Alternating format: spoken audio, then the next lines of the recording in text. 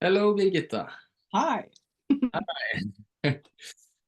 So we've just switched over to English now. We had a chance to talk a bit in Norwegian since we're both like we are Norwegians after all. But we had one talk some weeks ago, and we decided that we would yeah have a general talk about human design, but to do it in English this time.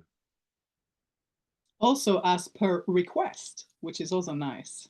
Yes, yes. Not the English necessarily, but more talks about this. So Yes. that's nice that there is interest. Yeah. Definitely interest. Yeah. I feel that too, and it was also, for me personally, it was very nice to do it. Likewise. And since then, also, you invited me to a personal project of your own, Yes. the human design experiment, right? Mm-hmm. Yeah, it's come in also by response. Everything I do is always by response, because that is my authority. It's my strategy and my authority. And this was it was funny because I already had, like, some years back, I did a podcast in Norwegian with another Norwegian lady that lives across the country, and it's out there, and it's and on the platform, like, I have to pay for it, and I forget about it because it's annually, it's once a year. So I just got an email that said that the bill was already paid for the next year, and I was like, oh, maybe I should do a podcast. And then I had 3 people the same week, not depending on each other, but they just came to me and they were like, I want to talk to you about something, blah, blah, blah. And I was like, all right, like, I get this. All right, I'll make another podcast. So so it's nice that people actually want to talk to me. So I appreciate you talking to me about what it's like for you, to experiment with that inner authority, because that's what it's all about. One thing is studying it. It's very interesting, but following what the system is showing you, that's another thing. Yes, but that is a thing. So absolutely. And we were actually just talking a bit about it, like relating to a very presently choice that I have in front of me, relating to like work and study and this. And I was just telling you that I kind of, for me, it was a moment of paying a bit of attention to what my sacral authority is telling me.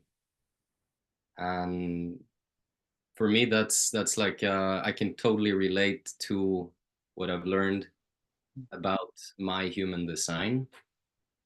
And if there's a no response, like if there's this reaction that I don't really want to take that phone call, don't want to go into that kind of career path or study because it was about a study, then I was just asking myself, if that's the like the automatic reaction that I get, then probably it's not for me. could be something to do, yeah.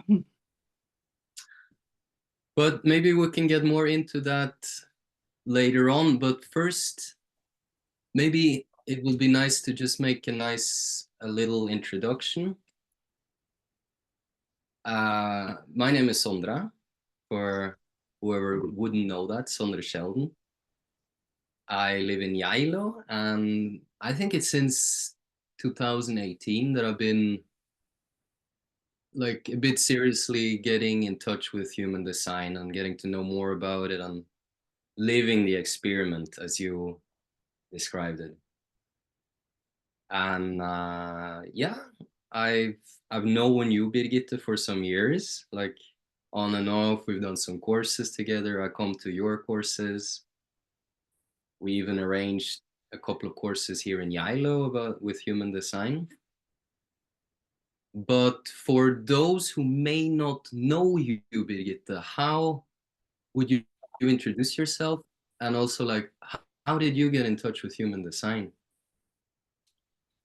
How do I introduce myself? It's always interesting because in human design language, I'm something called a triple split. So I Yes. don't, it's not like I have this one persona or one side of me that always comes out. There's several sides of me. So my name, like you said, is Birgitte, which is usually hard for a foreigner to say, correctly at least. I had a friend who had she's English, and her phone called me bird shit, which I'm not, you know. so B is also one of my names, and I have been called B by my foreign friends for more than half my life. So I do respond. If you call B, I will respond. So for the ones that find my name hard, Birgitte, it's B. That works too. I am. It's just I got tired of spelling my name, you know, so I just ended up using the B. Yeah. But I also like, because it kind of is about just be, you know. Yeah, to be. It gives me this. I don't have to be anything other than I'm just be. So I'm trained. Like my education is. I have a German education. It's called Heilpraktiker. Uh-huh. I guess the closest would be like a naturopath or natural doctor, I guess. Yeah. That's a long time ago though, but that's how I started out. And then even before human design came into my life, I had this interest in the emotional connection within health or disease. Mm. So it was in one of these, I went to a conference in Munich, Yeah. a medical conference in Munich in 2008, I think it was. Well, I know it was March 2008. And somebody there introduced human design to me. And this is like the thing, we have to look at this. And I got really disappointed because I ended up in the 70% category. It was like, it didn't make me feel special at all. And not knowing a little bit more now, looking at my chart, I'm like, what? What is this? It's like very strange. But in the beginning, I was like, yeah. But I really was recommended to have a reading with a professional, and I got Richard Beaumont recommended. So that year for myself, my birthday, I got myself a present of a reading. It was my birthday present, 2008, and I'm born May 9th. So I remember there were two things he said at the beginning that really caught me, because he saw I had a piano behind me, and he said, "Oh, that goes well with your channel of rhythm." And that just clicked in with every cell in my body. If there is such a thing as a channel of rhythm, I have it. Like, no doubt, I have it. Yeah. And then he said a few things. He said, like, your life will always be a struggle. Uh-huh. Uh-huh. And it's the hugest relief ever. I've had people be upset, like really genuinely upset on my behalf that somebody told me Okay. this. But my reaction was a great relief, because then I didn't have to try and fix that anymore. I could let go of trying to fix that. And also I got told this triple splitness, that there is like three sides of me. Yeah. And I've been trying all my life, like I have to gather myself, I have to figure out, without any success. And then I didn't have to do that anymore either. So it, like, few of the things that he said really, really hit me. But most of it was like, yeah, that's what it's like to be a human, isn't it? Isn't it like this for everyone? Like, I didn't really understand that this was me specifically Uh-huh. until I asked him about business. I asked if he could do human design on a business. Okay.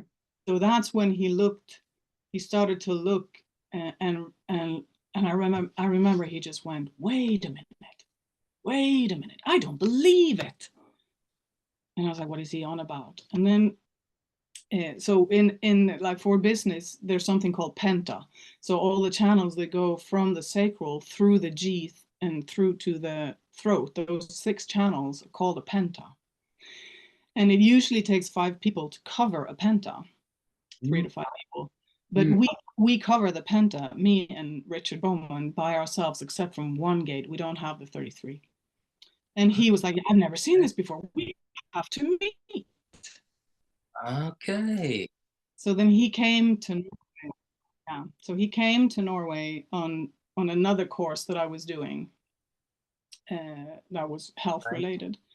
And he did some readings, and then we just developed, we have a lot of companionship channels.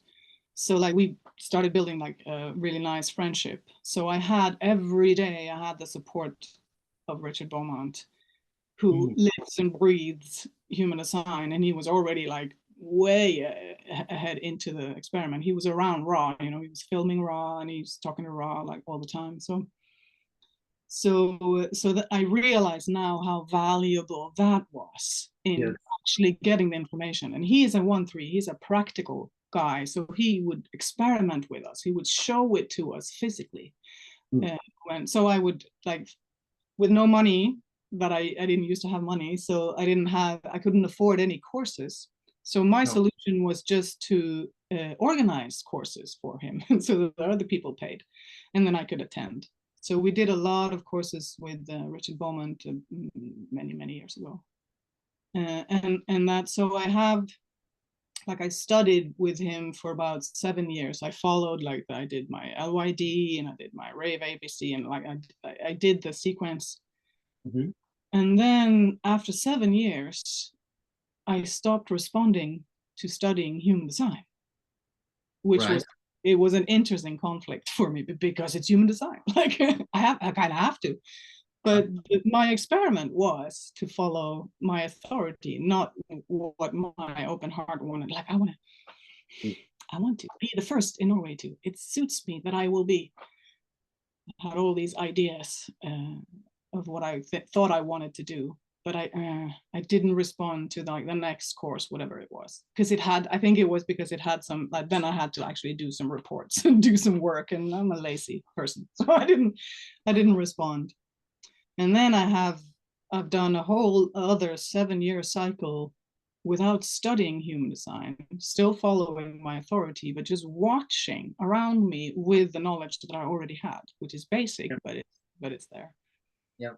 And then after those 7 years again, then I started responding to learning human design again, which is a few years back. So that's just fascinating for me to see how my response has like followed the 7-year cycle without me trying to push it in any way. But yeah, so 2008 was when I met human design, and I went pretty radically into it straight away. And with the support of my friend Richard Beaumont and teacher Richard Beaumont. So that's like short introduction, I guess, not so short, but a version of an introduction of who I am. Well, that's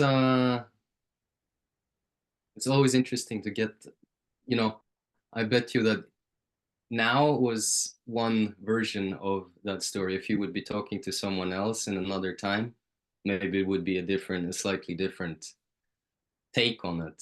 And also, when I go to sleep tonight, I will be, oh, I forgot to say, oh, I should have said. This is also I guess that's how it is when creating things or presenting in the moment. For me myself, I'm like you, also a generator. So that's one thing we have in common, right? That we both have the generator aura. You spoke about being a triple split. So that's one trait that is in your design. Me, well, I've been having a lot of my journey of learning about human design actually has been a lot through you and through the courses that I attended, or you talked about helping to arrange some courses with Richard Beaumont, and we had a few here in Yailo where we live. And you started with human design 2008. For me, like I said, it was 10 years after 2018. And actually, it's funny because I remember I had a similar experience when someone told me that I was a generator, and it's the most common type. And okay, so, like, just like everyone else, you know. Okay, then it didn't really sound that interesting the first time someone told me about it. But I just guess you're starting to realize now that you're like nobody else. well, I mean, that's the there are many great things. There are many interesting things about human design, in my opinion. Like one, this example that I was just in the introduction we had, that I spoke about how just yesterday I was faced with a choice, and I kind of already started moving into one direction regarding like a study. And then yesterday I had this very clear moment when I just noticed that my sacral response, so to say, which for me was the feeling of like, was it a yes or more like a no, like with wanting to withdraw from it? Which one of the two? And for me, there was this definite, there was no doubt that there was more like, I didn't really want to relate to having to deal with that, that study, that course. And then I asked myself if that's really the true feeling that I have about it, then is there even any point in trying to fool myself in thinking that it might be something that I will have use for? Would you have dared to follow that if you didn't know it was your authority? You know what? And that's where the knowledge, the information of human design comes in, because in a way, you know, potentially I could have made the choice without having a clue that there existed anything like human design. But I think that in my case, and maybe for a lot of other people, it can be like a useful, like a, you know, like a shoehorn, that it helps you get in the place where you or your foot needs to be in the shoe Yeah. to kind of, yeah, to let go of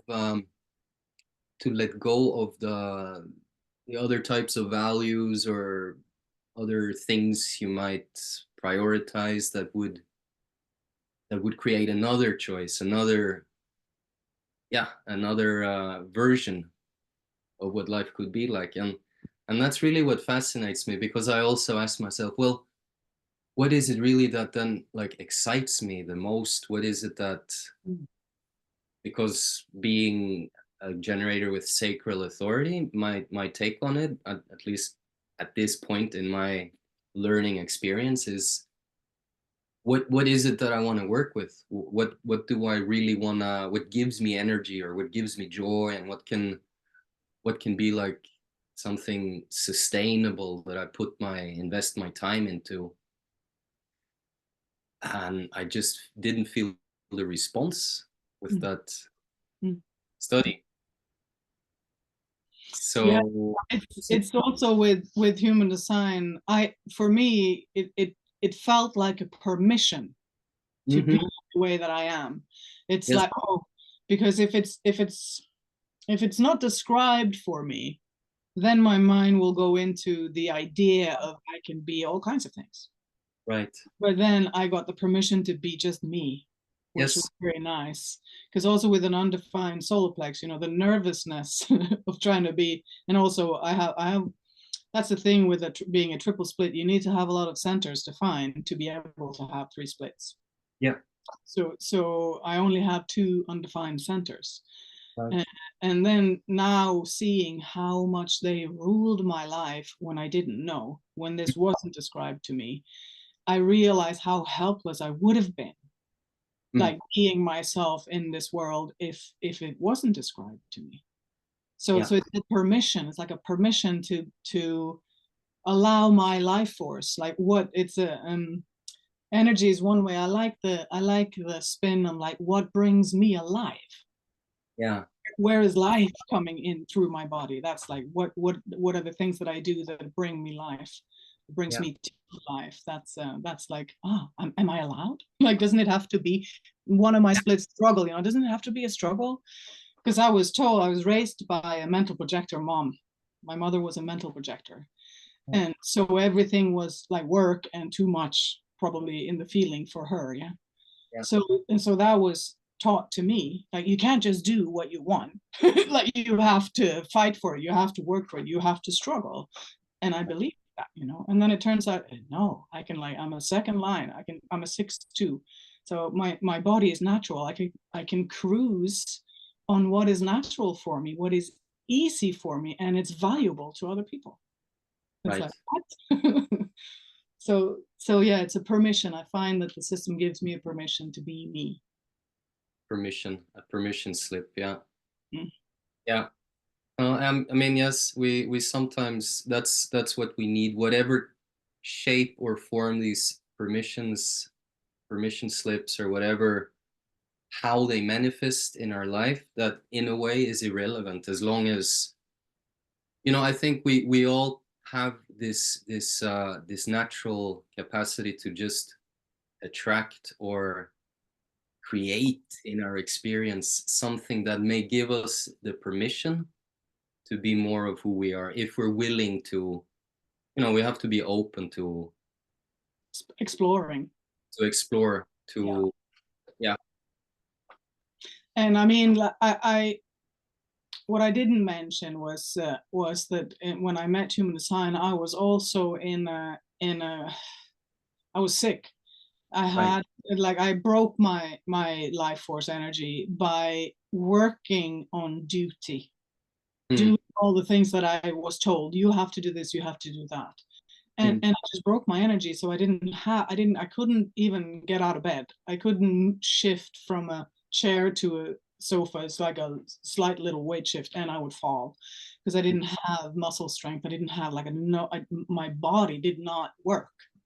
Right. So it wasn't like I had a life that was up and running that I had to change.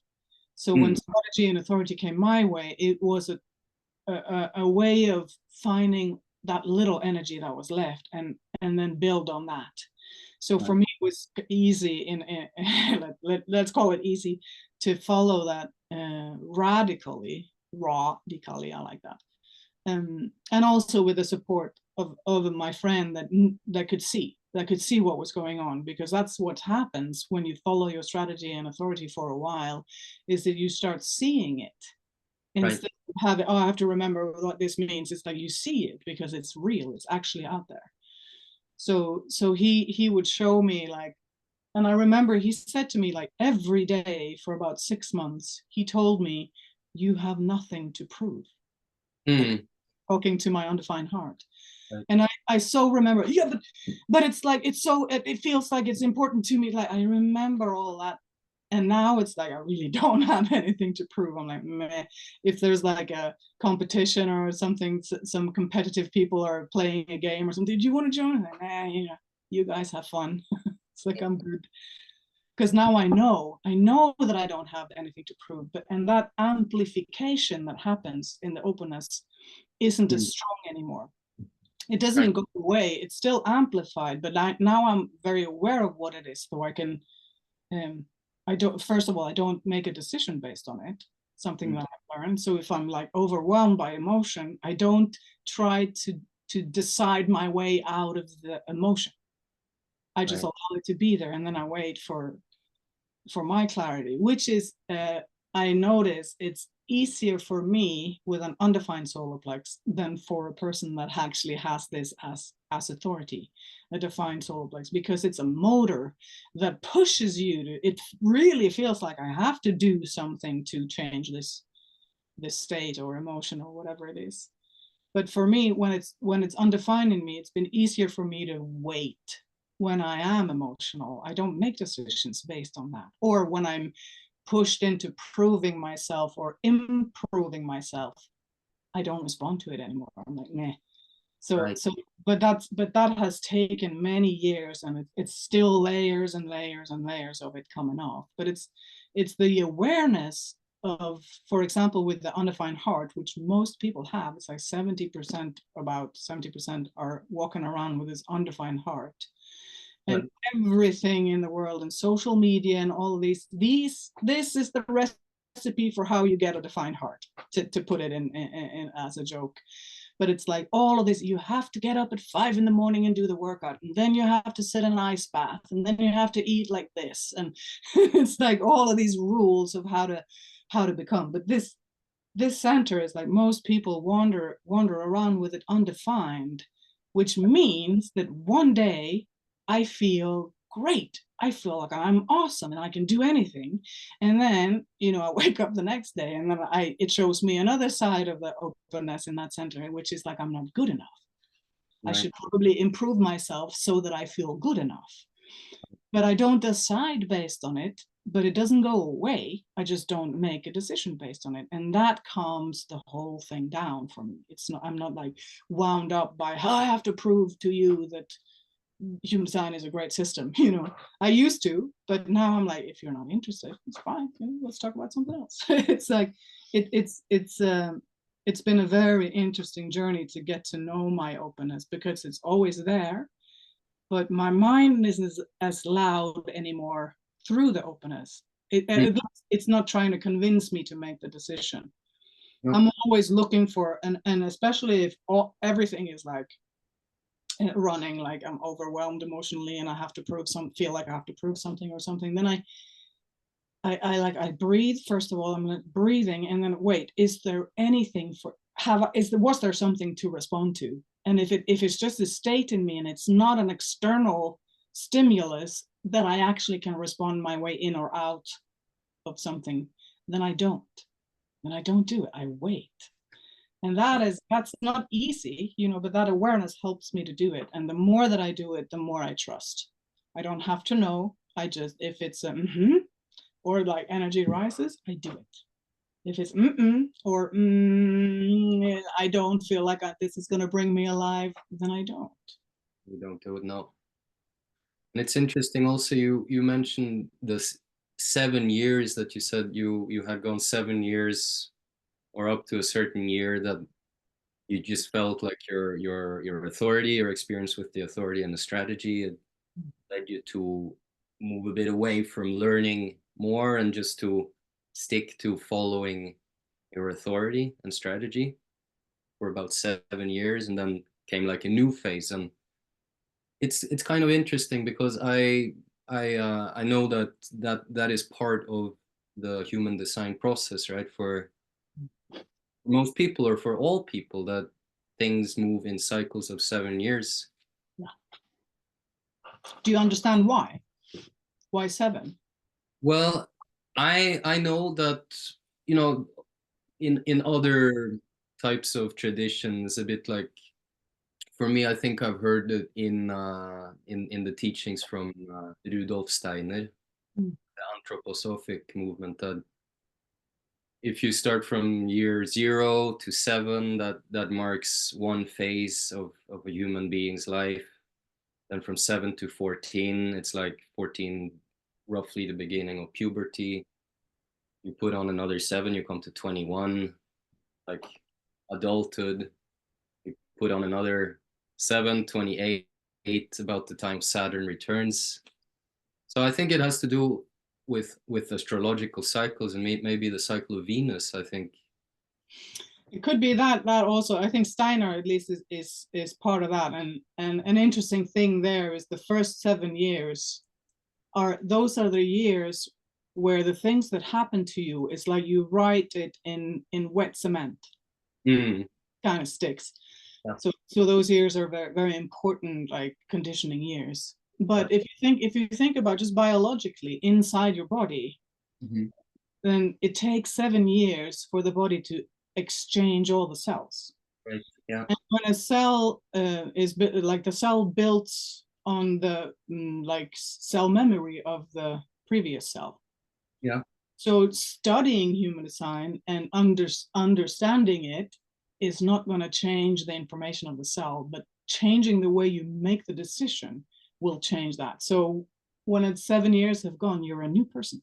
All the cells are new, and they are built on a new way of making decisions. So this is the part of the 7-year cycle. I'm sure that the planetary weather is part of it too, but just like inside, to bring it home, like inside biologically, this is part of the process. It's probably connected, I think, but Yeah, And we can't get out of this soup.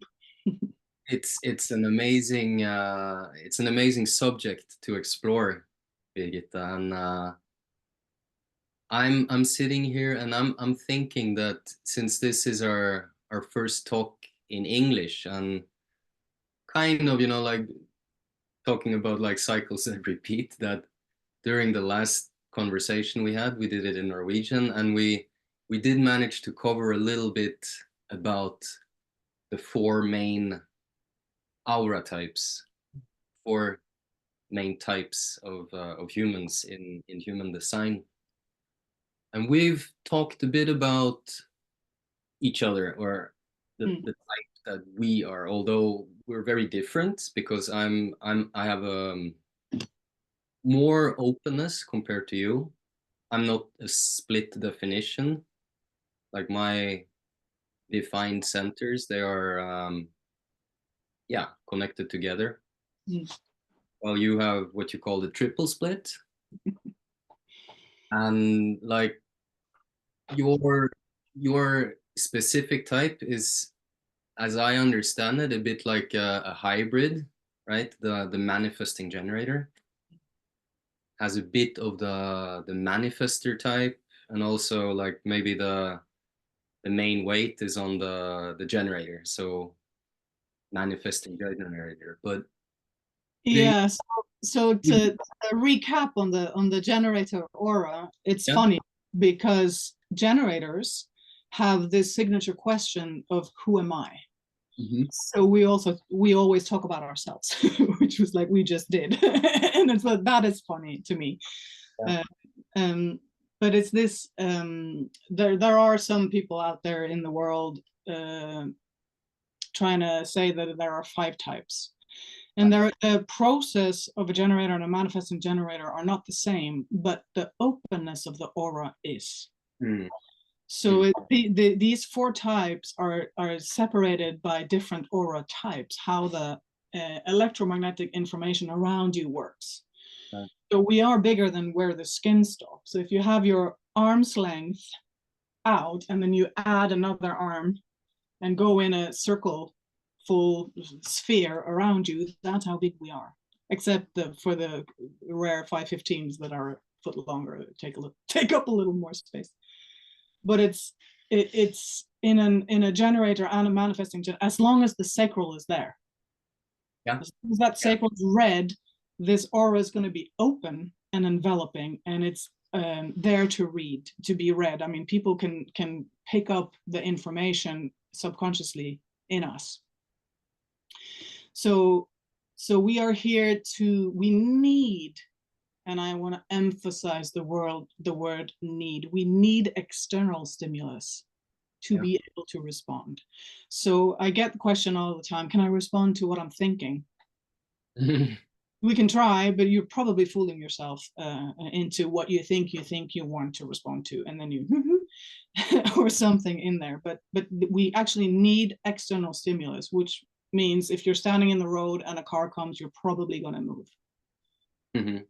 And also, if somebody comes towards you and asks you a question, that's preferably a yes or no, and then you'll know.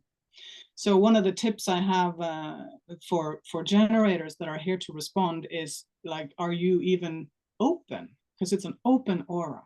One thing is responding, but you have to begin, because the thing I see with generators are this me, and this idea of I have to plan my life. If I can only do what I think I want to do, then I will be satisfied. So it's like this bubble that's not really honest, and it's not really there. So it's like, open your eyes so that you are the way that your aura is, which is open to what comes towards you, so that you can respond. So it begins there with actually trying to, lift your gaze a little bit and see what's in your life, and did you respond to it? Right. And that can be really hard. I mean, when I do courses, we always practice this. Practice the like, reply this question with sound, like no words allowed. And then if you then start with harmless questions like, do you like ice cream? Is your favorite color blue? And then, do you like your husband? that's not nothing, you know, that's quite something to discover, for example. Or do you like your house? Right.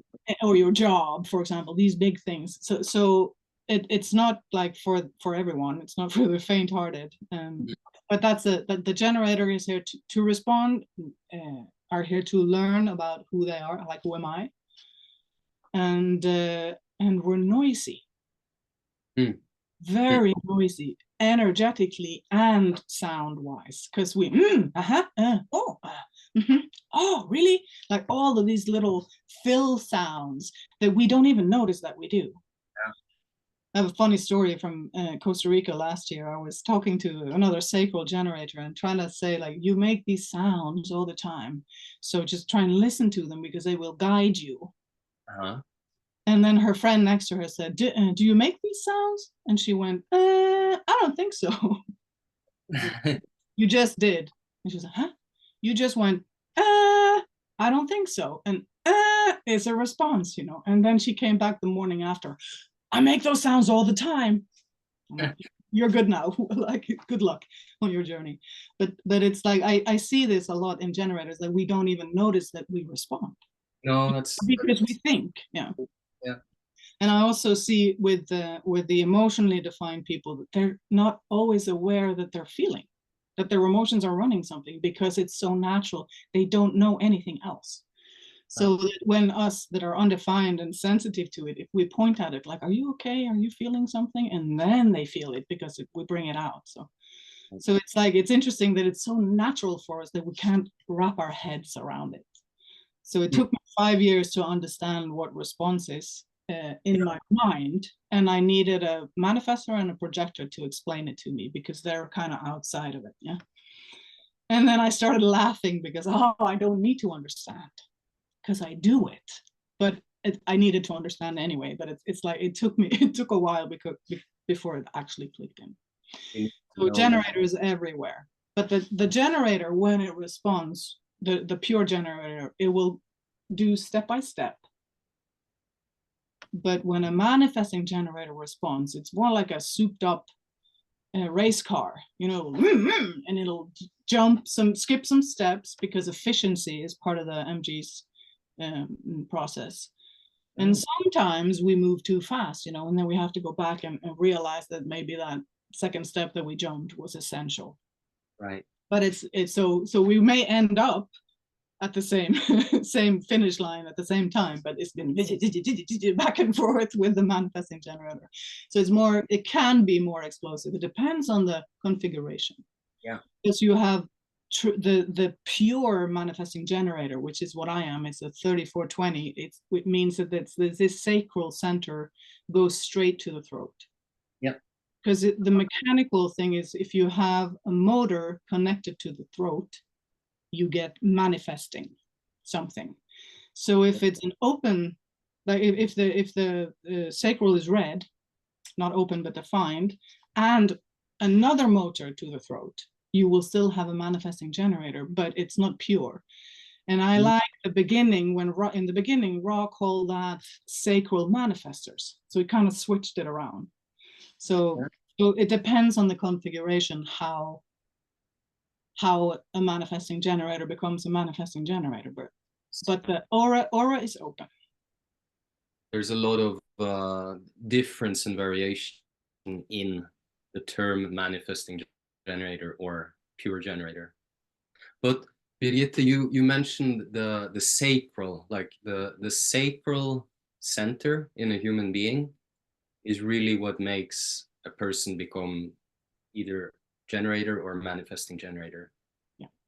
And for if someone has no idea what a sacral center is, it has to do with our stomach, right? Like our stomach sense. I mean, like physically, roughly. I'm going to stop you immediately, because it's not stomach. Okay. It's in the heart center, actually. We're in sexual organs. We're all the way down in the juice. It's life force.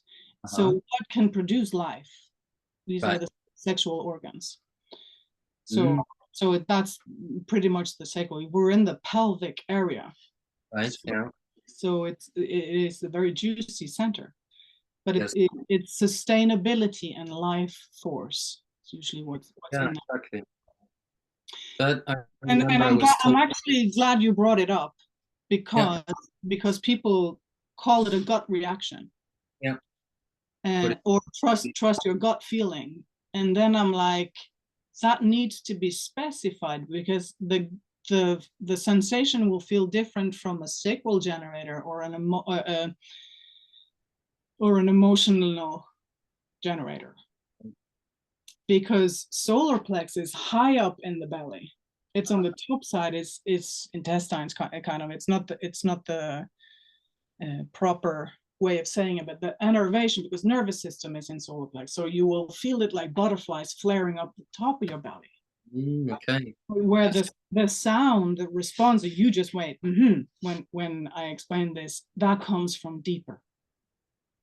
So, but also they say, like, generally the sacral center, the sacral response, it has to do also with well-being or satisfaction, that to make choices that are aligned with what makes you satisfied. The result of allowing the life force to do, because if that, it's like it's the second bottom square in the body graph, and it's either white or it's red. When it is red, that means that the person is here to do. If it is white, the person is here to be. So it's like the redness, when the life force is active, it wants to build, it wants to do, it wants to like use that energy for something that is satisfying. Right. And if it does not get to do something that is satisfying for them, then they get frustrated. So that's like the backside of being a generator is frustration. Right, yeah. Which is also nice, because it's a guideline. If you're very frustrated, then okay, maybe I'm on the wrong track. But that's also a slight difference with the pure manifesting generator and the other manifesting generators and generators, because they can do, these are the people that can go to work 8 hours working on something that they don't find satisfying. Yeah. So that when they come home, then they go out and do, like, I go to practice or boxing or run in the mountains or do something that makes them satisfied, and then they can go to bed satisfied and tired and sleep well. The manifesting generator types. Well, the generator type, but the pure manifesting generator, like the 3420, actually needs to be satisfied with what they're doing. They can't go out and be satisfied after just to do something, but they need to love what they do. Otherwise, that energy actually stops pretty fast. So it's it's a slight little. It's interesting for me to see these generators they can be really frustrated and just bulldoze through some kind of work, and then when they're finished work, they get to do whatever is actually satisfying to them, and then then they're good. It's like fascinating to me. But yeah, so there's a little difference in there.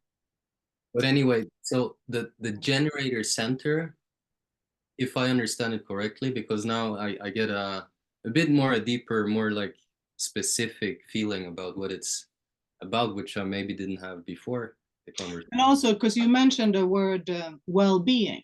Yeah. I usually place the well-being. I don't know which way the camera goes, but yeah, I'm guessing this way. So it'll be in the splenic center. Yeah, that's what the well-being is. So and sometimes I mean, we're all connected, but the satisfaction, yes. And also we talked about the juiciness of the sacral and the reproductive organs. So it's like when it comes to sex, it's generators that are into the orgasm game. Like they want the satisfaction. Yeah.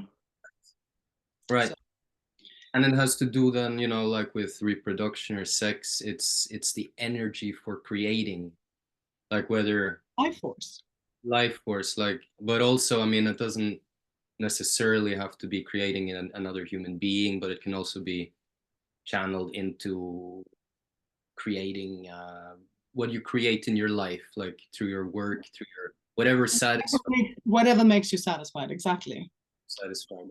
And And that's very good to be aware of, you know, that is a good kind of guide, like what if you are a generator, and especially if you have the pure sacred authority, to be conscious about what is it that I wanna put my creative energy, my ability to create, what satisfies in that sense.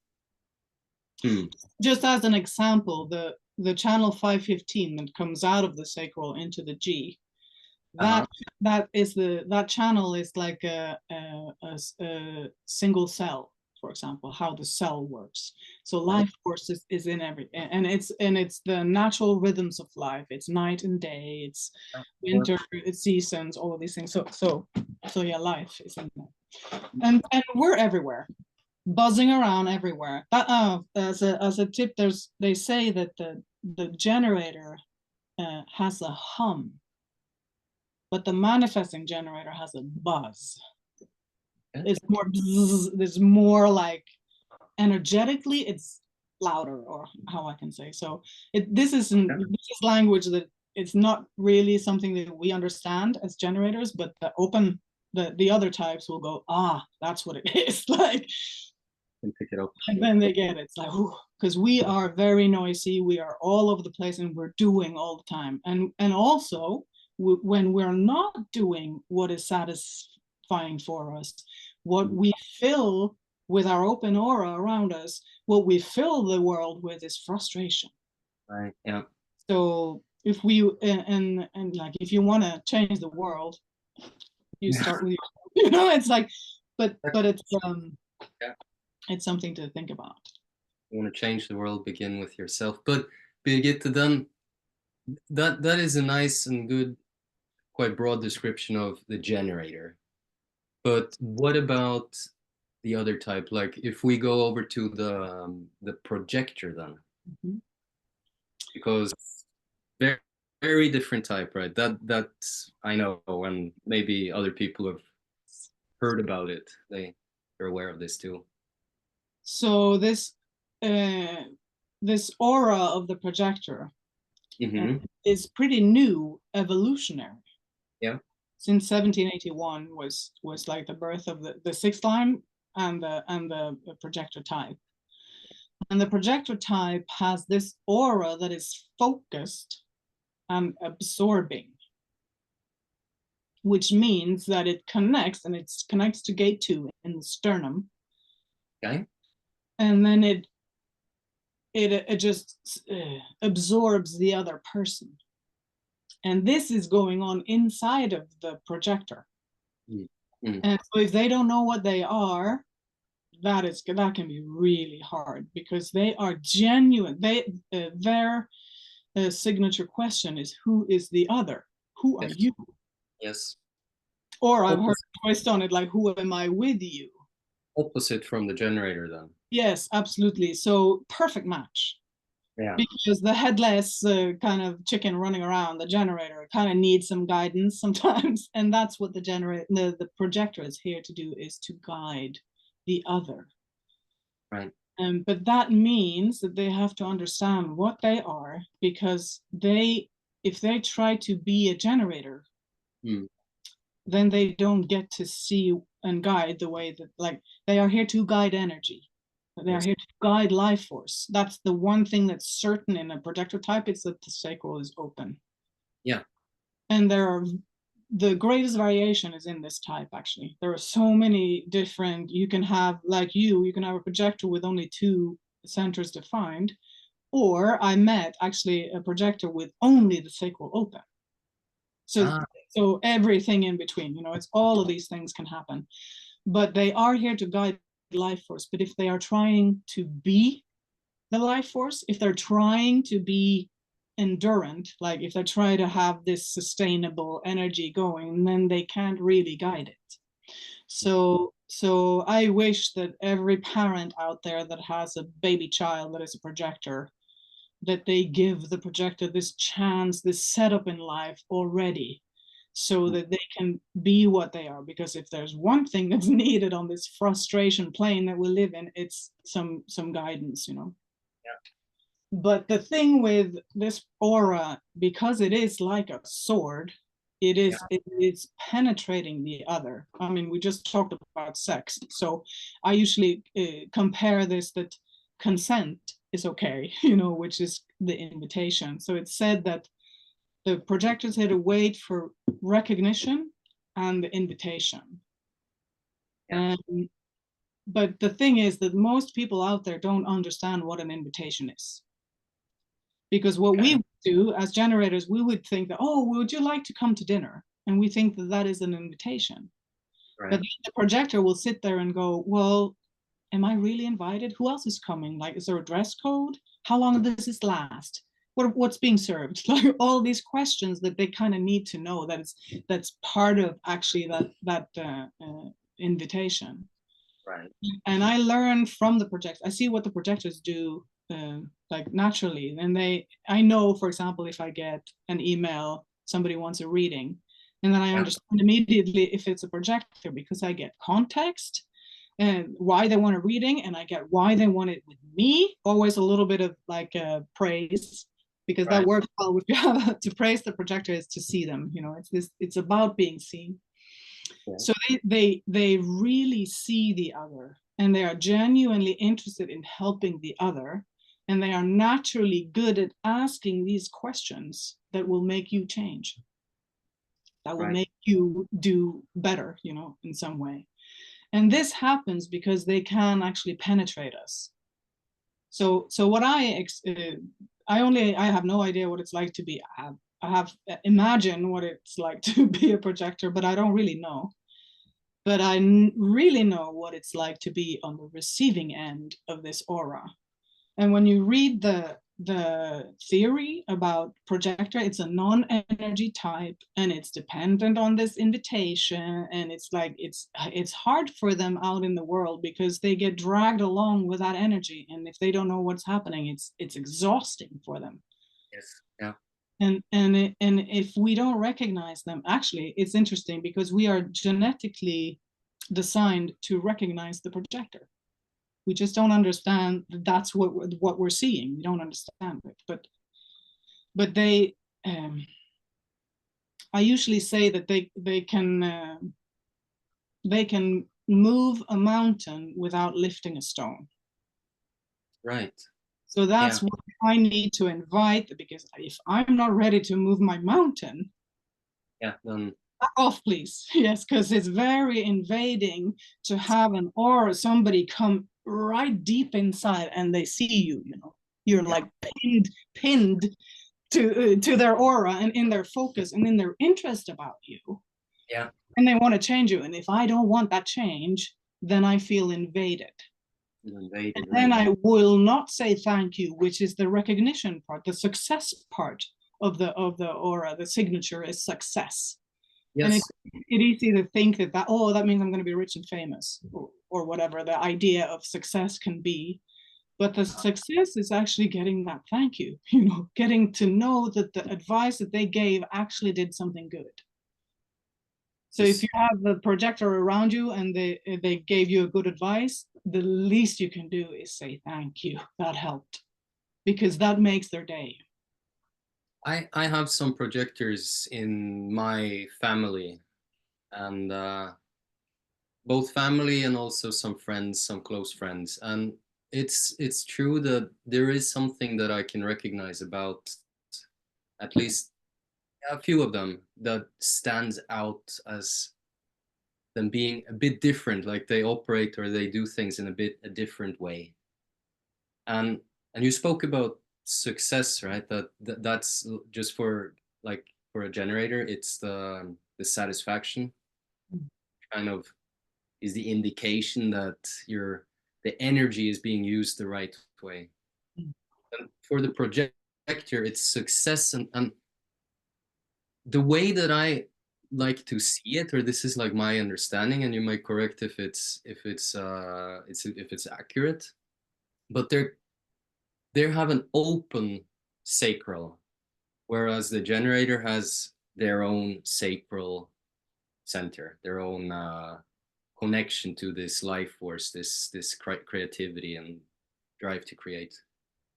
But the projector is then kind of like open to read what is going on around them. And then to have this success happen, they somehow manage to do it so that the energy flowed better. And of course that I guess has to do with timing, about this invitation of being invited instead of pushing something forwards. And like you use the example that the projector can help you move the mountain, but that has to happen like in a natural way. It can't be forced. Yeah, it has to happen in an invitation. Like the person that has to move that mountain has to want to move the mountain. And can you please help me? How do I move this mountain? Yeah, yeah. So, but one thing that is can be hard for us as generators to understand, that the projector sees the world energetically and in frequency. Uh-huh.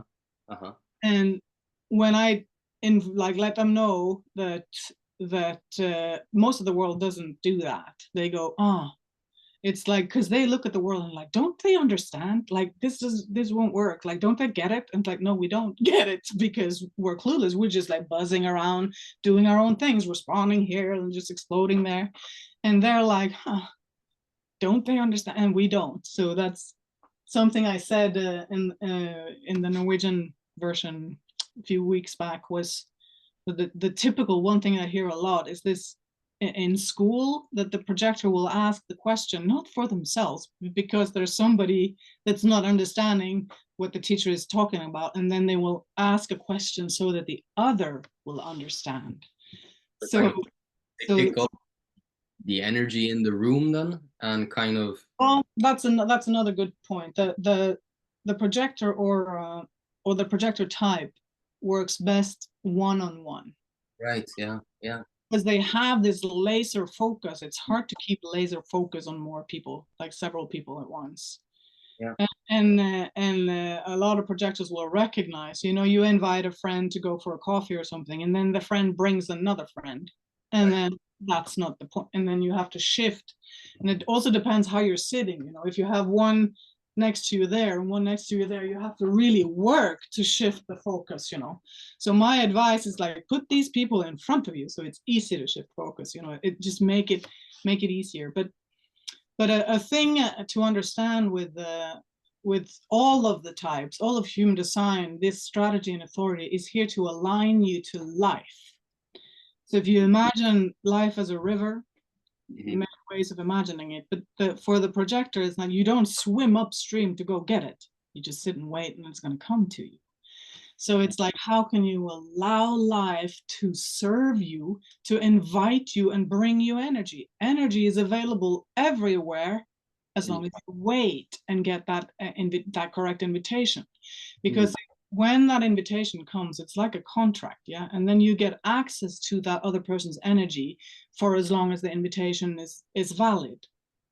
And then when it's over, that energy moves away. And if you don't understand what is happening, you're going to go, like, I have to do something to get it back. I have to be something more, do something more. I'm probably lazy. I should. And then I should work out. I should work out every day. I should, then maybe I will feel better or stronger, or whatever the lack of energy feeling is. But it's not about that. It's about understanding that now the energy moves away, and then I wait for it to come like downriver, just float into me as easy as you can. It's available everywhere. So the magic of that projector aura is a lot in them understanding who they are. Yeah.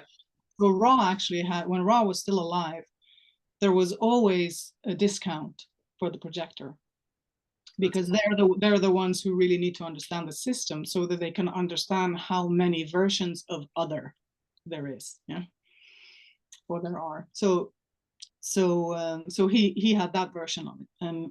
But it's like, in theory, you read that these are like, oh, non-energy, and like you get this mental idea of something that's not powerful, and then you're pinned to the wall with sitting there with a projector. So I always go, there are two ways in the one-on-one thing. It's not just a projector trying to keep focus and it's easy on one. It's like I can't deal with the focus of more than one projector at a time. You know, it gets intense. So this, to me, this is the most powerful aura of all of the ones out there. I mean, yes, I have an aura that has like the most energy, but if you really want help, if you really want to get there with whatever your situation is, you invite a projector that knows about what you're doing, and then you'll get there, because it's amazing what these people can do. And please give them the thanks. If the advice or if what they're telling you helps, then let them know, because that is what brings the success. That is what their signature is about, is the recognition that what they did helped. You talked a bit about the year 1781, and like that marked the kind of the beginning of the projector era somehow, that there came more and more projectors after that. And do you think that, like, I've heard that the percentage of projectors in the world even is slightly increasing, and you think that that might have something to do with what humanity needs, that we kind of need this type of guidance of the projectors to help, like the energy types, like the generators, which are the majority of humans, to help us, because we are generators, to help us to connect more with what is the true satisfaction, or what we really meant to be doing. I often use this image of a bird. If you don't like to be a little sparrow, sure, let's imagine an eagle. You know, but something that is up there and that can actually, oh, I see where you're coming from. I see what's ahead of you, but I can't carry your luggage for you. Like, I'm not here to lift the heavy thing, but I can guide you and nudge you on the way for what will be good for you. Right. And on that note, the invitation part is important, but you're not going to get, because most people don't know about human design, or don't understand correctly because most people think that an invitation is something to respond to, because 70% of people respond. So understanding that I don't think you will get the proper invitation, but you as a projector will be sensitive to whether or not they are open for your suggestion. And if they're not, just wait. Because if you push, because they mean well, because they genuinely see what is better for you, and if they just put that on you, it gets annoying and invasive, and it's like, and then when I don't want to move my mountain, I get annoyed, so they don't get recognition back, and then they get this, like, what, they get this bitterness. It's like a taste. It's like I know a lot of very grown, very bitter projectors, because they're not really seen, and they're not really appreciated with what they're coming, like what they're bringing to the table. And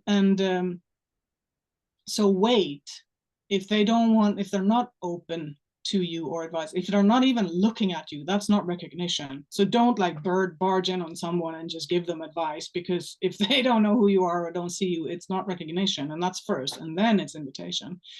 But if they're open to your advice, then that's what the road to success. So for a projector, it's like, you actually have to look at a lot of stupidity around you and just allow it to happen, and hopefully wait for somebody to invite you, so that things can actually be done right, or better. Right. And that is a dilemma I see for a projector. It's like, but how do I get the invitation if I'm going to wait? So if you take it literally, in like, if somebody has to invite me for breakfast, otherwise I can't eat, you'll starve pretty fast. Right. But these three major areas of like, who am I going to live with, like partner-wise, that's good to have in being invited to. Yeah. And the job, well, like what will I do? Again, what will I be for a living? Maybe maybe that's a better way of saying it. Service you provide, kind of. And where do I live? These are things that are good, that are invited, so that at least those are correct. Otherwise, for me, it's more like know your authority and move in and out of people accordingly. Don't get stuck in energy. No. And also people that have projectors around them, like invite them one-on-one, and only when you want to be with them. Don't do it out of duty or, oh, it's been a while, like because never lie to a projector, because they know what's going on. They pick it up, they read the frequency, and they know everything. You know, it's like they pick it up. Yeah. So that waiting is a good part of it, and and allow energy to come to you. Don't like paddle away. Don't try and like swim upstream to get it or to be it. Just realize that the days are going to go up and down energy wise, and that is the variation of it. Like I said, with the undefined heart, that, you know, one day you'll feel great and another day you'll feel that you need to improve, that you're not good enough. But with the sacral, it's not knowing when enough is enough. Right. So it can be hard, like if you usually projectors are the last people to leave a party. Because as long as the party is going, there's life force, and they're like, they are amplifying life force. It's pretty hefty. And then when they go, you know, and they leave the party, and then they get away from people, it's like, and I can't walk home, and then it's like taxi. It's like something. But knowing it may help. But I also see projectors that are aware of this, and they still get stuck in that energy. It can be really hard to leave. Yeah. And I also see projectors in relationship, instead of like breaking up, they will sabotage the relationship so that the other person breaks up. Uh-huh. So one thing is inviting the projector in, invite the projector out. Like and I try to say this when I have my courses, because if I said that we're going to finish by 5 and we don't finish by 5, you know, that's when it gets wary for the especially the projector, but all the open sacrals. Right. Yeah. So I try to go like, okay, we're done. If you want to go home, you're welcome to, and all the projectors leave. And then if there's more, you know, us generators can always buzz around and hum around and do something more. But yeah. It's good to be aware of, especially if you know projectors in your circle of acquaintance. Oh, and you do, because that's like more, it's more than 20%. Yeah. So they're everywhere. Them too. So roughly a bit less than 20% of humanity, so to say, are projectors. About 70%, the majority, are generators or manifesting generators. And then we come to the third biggest type, right? The manifester. So what's special about this type? Because they're a bit more rare, a bit less common than even the projector. About 8% maybe. Yeah, rough 8, 9, something like this. They are considered energy typed. Uh-huh. Although they have their sacral open or undefined. So the mechanical side of being a manifester, I mentioned it with the manifesting generator, is the motor connected to the throat. There are 4 possible motors in the center. You have the sacral center, you have the root center, and the solar plex center, and the heart, will, ego. You know, it has 3 names. So if one of these reach either directly or via to the throat, they're manifestors. So I know several manifestors actually that are manifestors by way of projected channels. Okay. That's a very different version than a manifestor with a direct access from a motor to the throat. So what's the difference? Well, we were talking about aura type, so let's stick to that. Otherwise, it gets complicated. Yeah. Can get. So the aura type of the manifestor is closed and repellent. Yeah. They're tough words, but it's still true, because it is the sensation that the other types get when they close off, is like being pushed away and being repelled. And what happens is that aura is empty of information. So with the open aura, the generator, we can read it, but we can't really read a manifestor. So we get a little wary. So I like Ra talks about the wolf that goes by the kennel. So all the dogs get a little wary because, wait, it's a wolf.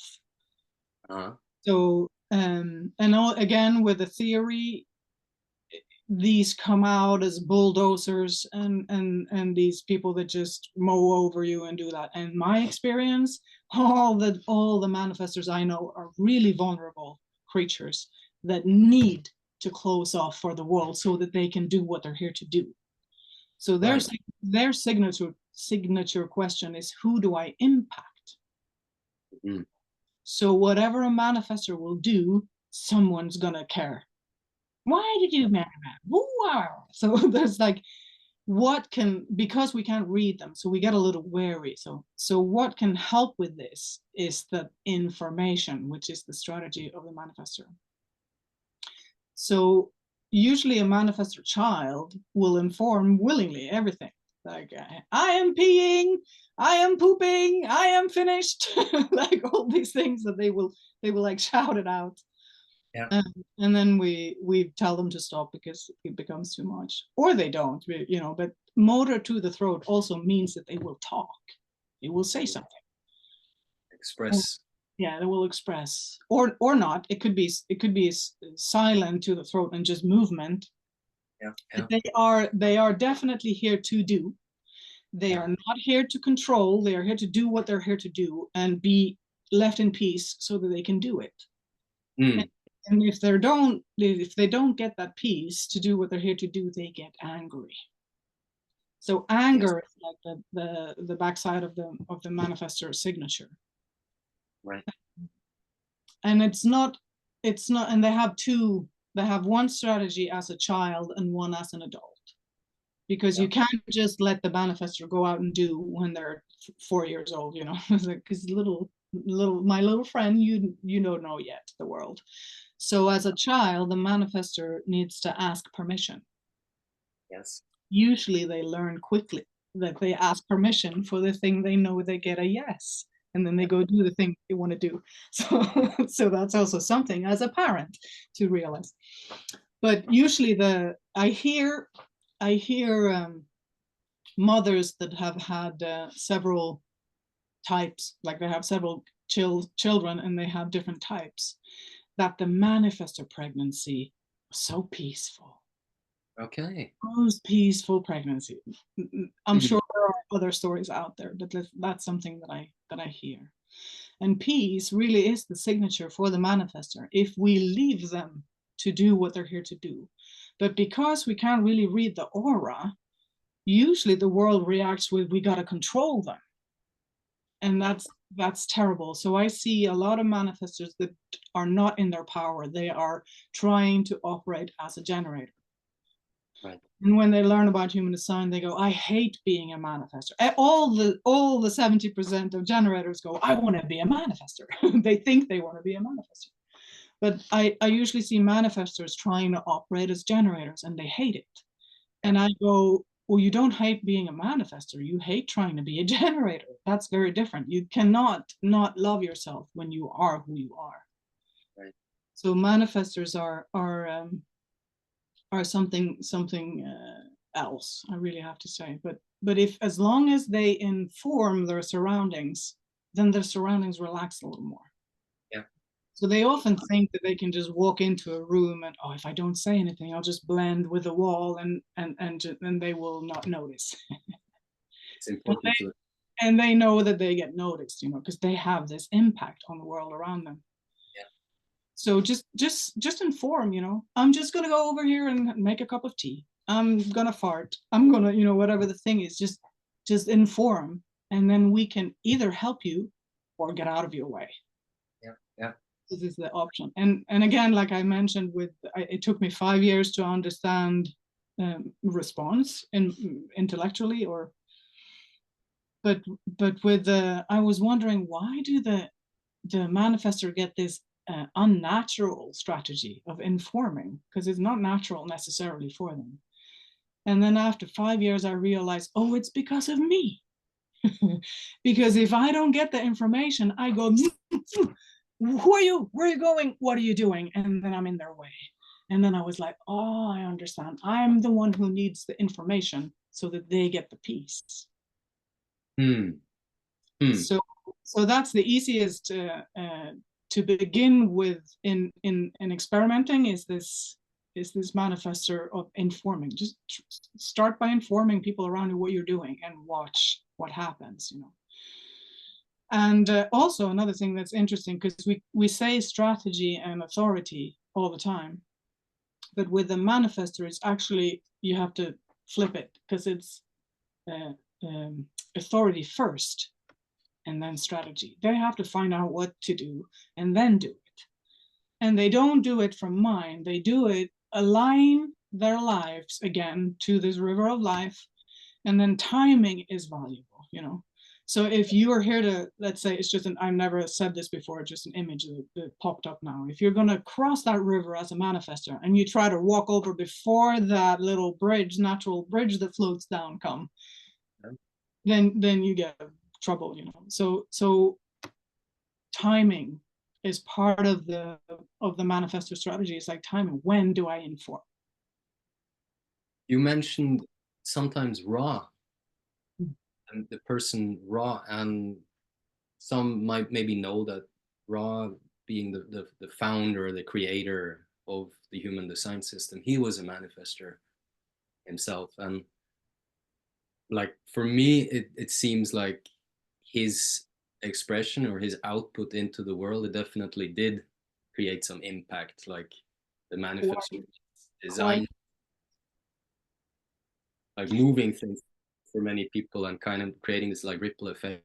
And yeah, it's like I said, like, I mean, I got more affected by Ra's death than my own grandparents' death, because of this impact that he's had on my life, you know. So absolutely. But also, you know, people, when he was alive, everybody wanted to talk to him, you know, so they would just walk up to him and go, oh, can I ask a question or something?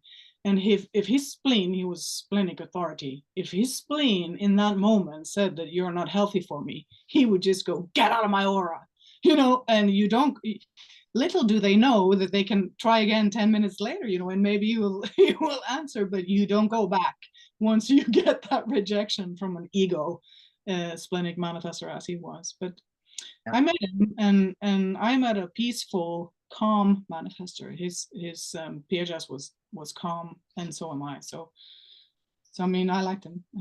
The little I got to meet him, but I got to meet a peaceful, calm manifestor, and I was told many times that he's not a nice guy.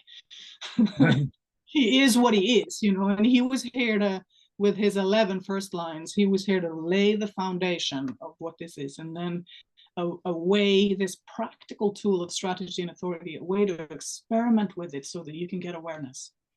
Yeah. And I will say that, I mean, many people are criticizing what Ra did and that he should have done this, he should have done that, but I don't think it could have been done in any other way that he actually did.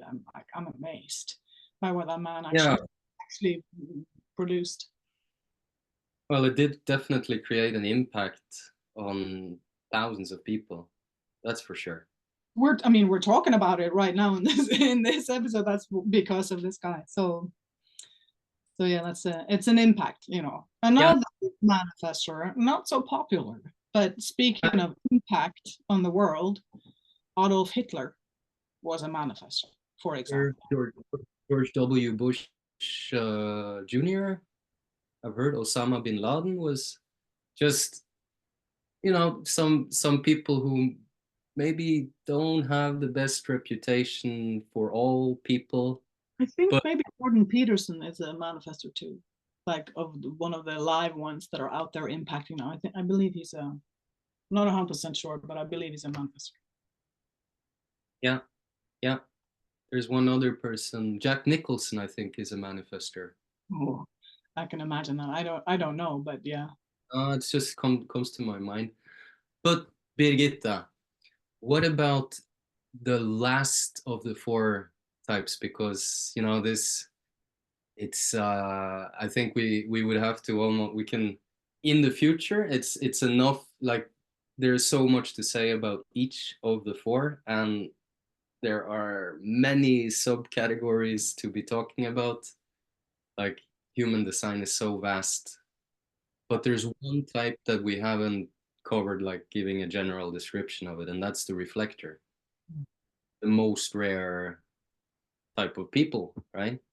Well, in type wise, it's at least the lowest percentage. Yeah, yeah.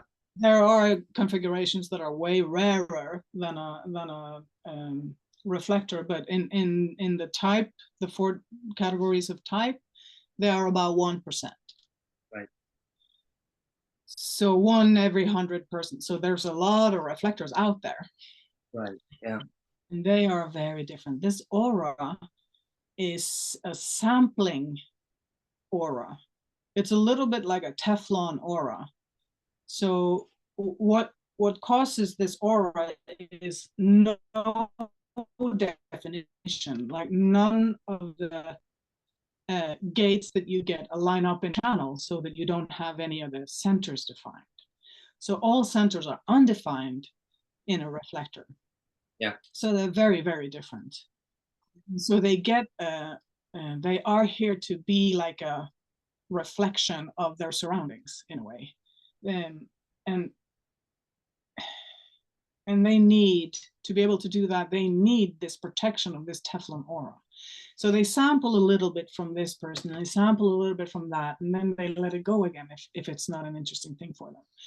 But they are, I met somebody who said, oh, I met this reflector, they're really great. Like, no. I'm like, how long have you known them? Oh, a week. Well, then you don't know them, because they have this cycle that follows the moon. So all the other types are solar types, but the reflector is a lunar type. So they live on a different time in a way, and they are here to look for who is different. So their signature question is, who is different? They are looking to be surprised. They want to be surprised in their surroundings by somebody that's different. And if they don't, they get disappointed. So the backside of the reflector aura is disappointment. And they need to wait a lunar cycle, is what it's said, to wait a lunar cycle before making a decision.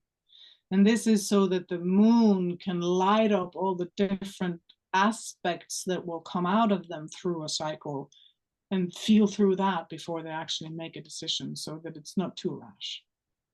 Right.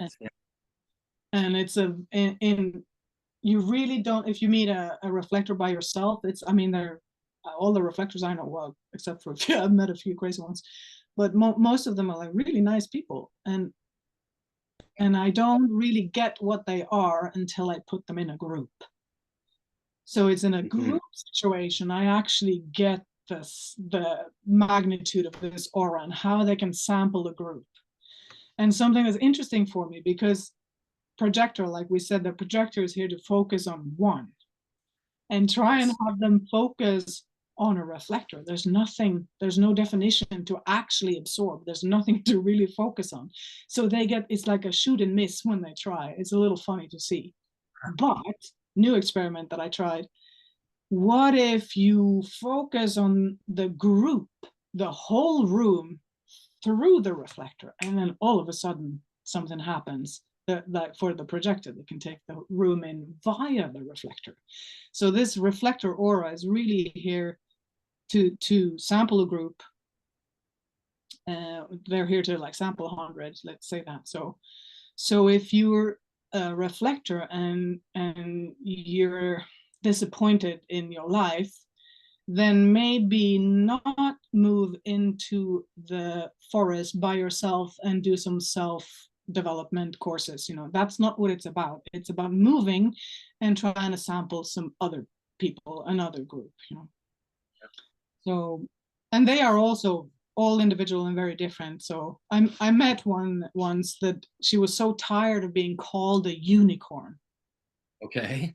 Oh, you're so rare. You're like a unicorn. She said, I'm not a unicorn. So I was like, do you want to reframe on that? And I said, you're looking for the unicorn. And she went, oh, thanks. That's like, it's a great reframe, because she hated the unicorn word, but it's like that they are looking for the who is different. So you're looking for the unicorn, kind of. And so if you're in Norway, or let's say Britain or some, excuse me, I'm not trying to offend anyone, but I will, because that's how I'm designed. Some other boring A4, like standard, not very exciting people. Yeah. Maybe you get really disappointed. Right. And every now and then you find that one person that is different, that sticks out, that makes everything surprising and worth it for you. So it's a very different aura. Yes. There's big variations in people just by describing these 4 types that we've gone through now. And everybody is individual within the type too. So it's unique. We're all as unique as the next one. Yes, everyone is unique in their own way, but it's useful if you want to learn more about human design. It's a good place to start would be maybe to know what type you are, and then to follow what it means, or to know what is your authority and the strategy that comes along with your type, and kind of take it from there. That's maybe the best place to start. I usually say to people, don't study the definition that you have. Mm. You don't need to know, it's there.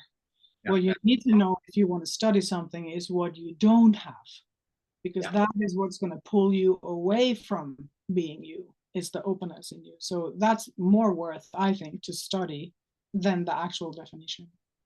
Yes, understand. You can recognize. Birgitte, there is one last thing that I want to ask you about, which kind of caught my attention from the beginning. You mentioned something called a penta. And would you like to say something shortly about what that is? Because I've heard a bit about it before, but the penta, it seems very interesting to me. It has to do with 5 people, right? Getting together, or This is the business version, the business side of human design, how to get a business working. uh-huh. Because the system is like here to describe how you are uniquely different from anybody else. Right. And when you study a little further, you learn that that individuality kind of disappears when you come into a group. Right. And that's group that's bigger than the penta. You have a group bigger than a penta, you have wa again. So the wa is like the world we live in, and that's gonna fuck up your individuality like this. But it's good to know at least how you navigate these forces, I guess. Yeah. So it begins with this penta. It's like the business side of human design, how to have a business going. I think it's called BG5 for the people that study this. And I don't know too much about it, but it is, like I said, it's this power column that goes from the life force, and it's all the life force to the G, all these major channels that are all also tantric channels, and then they go through the G and then they come to the throat. So it's life force, highway straight to manifestation. Right. And then how all of the different parts of a business, you can say, put the people together and look what is missing from the penta. So be aware of these things in the business, or who gets to be the boss, or like who do we trust when it comes to the different parts of a business. And you can see this from this penta.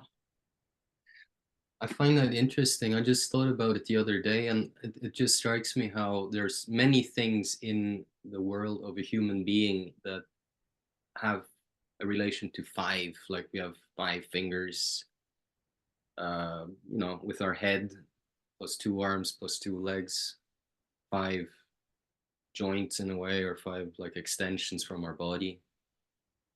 And comes to mind also how there are many flowers and plant beings also. They are built around the structure of five or a penta. So yeah, it's interesting. Would be interesting to know more about it, but I think it's good just we touch briefly upon it, and maybe sometime in the future. Maybe that's your next course, you know. When yesterday you rejected something, and now there's an interest. Yeah. Yes. Perhaps so. Well, and it's life has a flavor of adventure to it, you know, and I think human design can be a great tool to discover, yeah, this adventure, this whatever experience is available to us, like the highest expression of who we are, whether we're a projector or a generator or manifestor, reflector. I think can definitely be useful to be aware of it and to use it in whatever way can benefit you. As an experiment, like you do when you're experiment.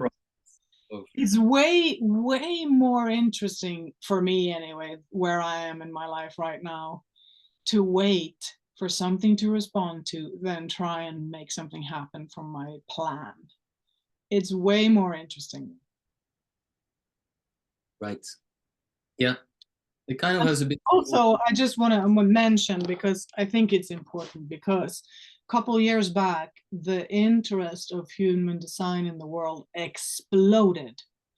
Yes. And after the pandemic, everything became an online thing. Like everyone jumped online. Yeah. And remember, this is aura mechanics. It's like a mechanical thing that happens when we come in aura. It doesn't matter what you think. Well, it matters. Get me wrong.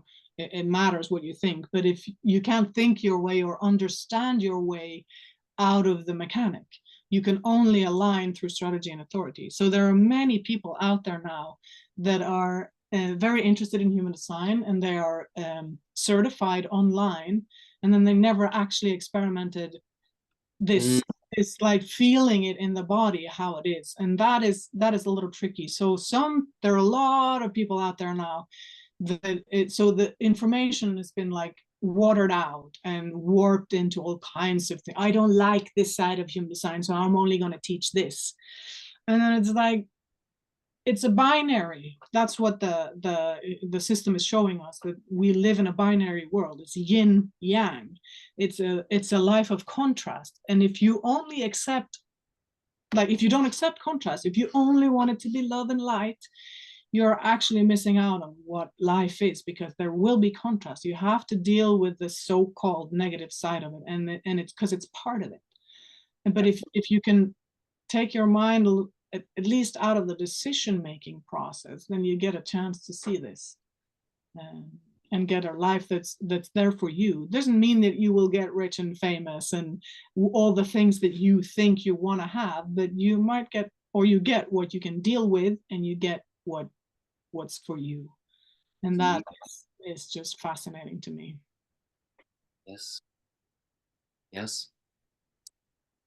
Well, Birgitte, it's certainly been interesting, and thank you very much for showing up, for doing this this conversation. And I forgot to mention it, but there's a reason why we've been showing our cups, besides just cheering.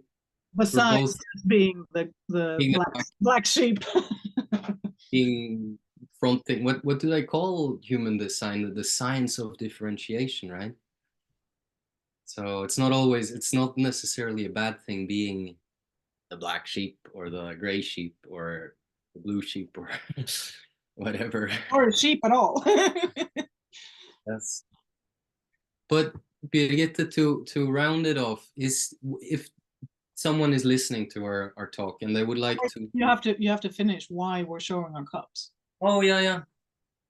Thank you for reminding me about that. This conversation between us, I call it a CACAO-TALK, cacao conversation. I could also call it cacao co-creation. And it's kind of based on the idea of firstly what cacao, like the real cacao plant from this is cacao from Guatemala, which contains a lot of properties, like beneficial properties for the human being. It kind of, again, like in a different way, because cacao is a chemical substance, and human design is more like a mental emotional It process. describes a lot of chemical processes, but yeah. Yeah, it can trigger that. Both things can trigger that, but back to this analogy of the shoehorn, you know, that whatever, something that makes the shoe or the foot fit in the shoe. That cacao is also described by many as a plant aid to help us kind of to land in the energy state that is most beneficial for us. I think that it can help us to get rid of, or not necessarily get rid of, I think that's maybe the wrong phrase, but to come back to, like in the human design language, to come back to what is really us, the so-called authority, the strategy to connect with what it is we are here to do, or be, or live. So thanks for the cacao talk, Birgitte. Thanks for the cacao and for the talk. Yes, yes, I'm glad that you could also have your cup there on the other end. Oh yeah, and I wanted to say before we get into you saying a bit about how people can contact you. You said this about human design, how it's really important to be in aura. Like, is it then right to say that, I mean, one part of it can be like having online discourse about human design, but it's important not to forget the physical meetings between people. Is that what you're saying? That's Well, how, really, that's how you can you feel? give me just a few minutes to have an example? Yeah. Because it's pretty funny. I have a friend. He's a splenic projector, Mhm. and he's a genius. He has this genius to freak channel. It's 2343. And when I met him, he was very interested in finding how to find the feeling, like in his undefined solar plex. And I remember telling him, like, I can use my solar plex is also undefined, so I can't really show you. And I can use a lot of words to try and describe it to you, and it won't really show you what the thing is. And he told me many years later, he told me, like, I remember thinking that I can just explain it to me now. I can understand, because I'm smart and I'm a projector. He didn't realize, but he is a projector. So he was like, I just explain it to me and I will understand. But I invited him to a course. I think maybe that was one of the courses that we did in Yailo. Oh, yeah. Then I set up the experiment with the solar plex. So I had all the defined solar plex in a room, and I just told them to feel what they were feeling in the moment and just stand there. And then I took all the undefined solar plex into the hallway because it was the only room we had available, out of aura, yeah. And then I asked him, do you want to go in first? And he came in. And then he walked in very eager. And then I was trying to explain to the other undefined solar plex in the hallway what the experiment was, what we were doing. And less than 30 seconds, this guy comes running out, and his face was dark and tears were pouring out his face. And he was like, what the fuck was that? Which cracked me up a little bit. And then I invited, like, would you like me to go in with you? And then we can differentiate a little bit. Yes, please. And this was such a massive learning for him. He told me many years later, he was like, that I thought that I would understand if you just explained it to me. And I could never have understood that because it's aura mechanic. And this guy is very into human design. And he's my friend, so he also gets a little bit of that mentorship, or like he gets to talk about it a lot. Yeah. And then when we did this huge aura experiment in Oslo, not many months ago with the Human Design Conference, I had almost 50 auras to play with. That's bigger, the biggest group I've ever played with. Yeah, yeah. So then I started I wanted to clear the room, a lot of chairs around, and there were 14 manifesting generators in the room. So I was like, can we get the MGs to move the chairs out of the way? And I was wearing a microphone, so I was on the loudspeakers. And then I say, so if you're a projector now and you actually have a chair in your hand, how would it be to just put that down and allow for the MGs that actually get satisfied to do the work? And this guy was like, fuck, I was holding a chair, and then he just put it down. And then I started mingling people around and had them just wander. And then I wander and look at each other, just mix in the room. And then I say, I'm pretty sure, I'm willing to bet a lot of money that if you have an undefined solar plex, you are now smiling with this little nervous smile. And he was like, fuck, I was smiling. and I separated solar plex again, and I have the wall of solar plex. Not his first rodeo, remember, has already done this experiment. And walking through and I say, he hears my voice say, if you're walking past the solar plex now, notice if you're breathing or not. And he was like, fuck, I wasn't breathing. So it's like one thing is what you know, but it's aura mechanic and it's gonna happen. So that's like a lot of learning, is to actually feel it when, and I like to point at it when it's happening, not before or after, because yeah that, I don't know if that answered your question, but that was yeah, I can believe in that. A way of showing. I mean, we are electromagnetic beings. On a certain level we are. I mean, we radiate. There's something that radiates from us. We might not always pick it up or see it, or some people can, some people can't, but we can sense each other. We can sense things in a room. It's like another example I often use is, it's interesting with you because you kind of live this all year round, but I often say to people, now that you're an adult and you don't live at home anymore, and then like your relationship to your parents and your siblings are much better, and then you come home for Christmas and then you become that little child again, or whatever that dynamic that was just happens again, and you go like, why? Because I'm better than this now, or I've evolved, I moved up, but it's like, it's mechanic. Yeah. So, and also your family is going to treat you the way that you were when you, so that also plays part, but that is because of the mechanics. So anyway, no choice, as Ross says. There's a lot of debate around that, but yeah. Interesting you brought it up, because I live quite close by to both my mother and father. Like, I can from our home I can easily meet both of them. So it's not like kilometers away or a continent away.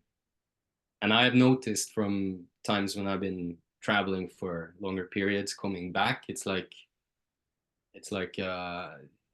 another aspect of me gets activated by being in the presence of my childhood environment or home environment or parents. Or so I think I think that there is a truth to it, that place and people and setting, environment has a lot to do about who we are, who we become.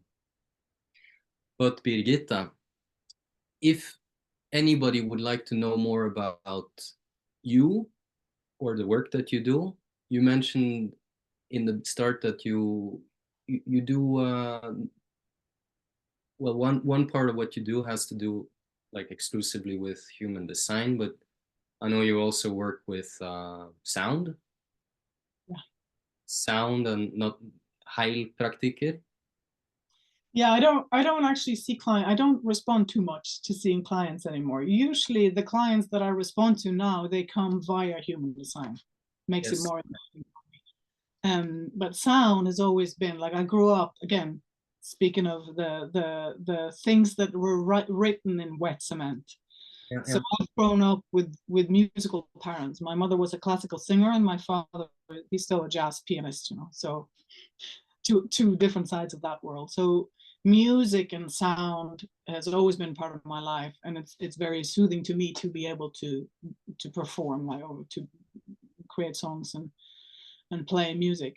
And I also separate a little bit music and sound, because then it's not so much prestige if I can just make a that's a sound, you know. It doesn't have to be beautiful, but sound is a very fascinating thing to me, because it's everything begins with sound. And you also think about the body graph. Everything's trying to reach to the throat so that it can be expressed.